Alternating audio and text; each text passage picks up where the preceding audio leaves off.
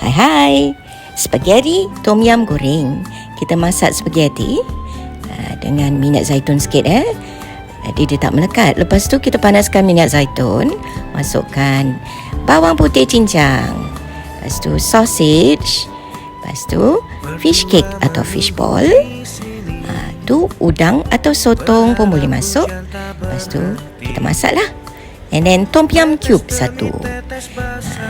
Kita hancurkan cube tu. Ini prego sauce, spaghetti sauce. Lepas tu kita masukkan air sikit. And ini fish sauce. Jadi dia ada rasa Thai. Nak balancekan rasa, masukkan gula lah sikit. Lepas tu tunggulah sampai dia masak. Masukkan spaghetti. Kita gaul sekata. Lepas tu siap untuk dihidangkan. Oh, jangan lupalah cili padi ke pun sedap. Dadah.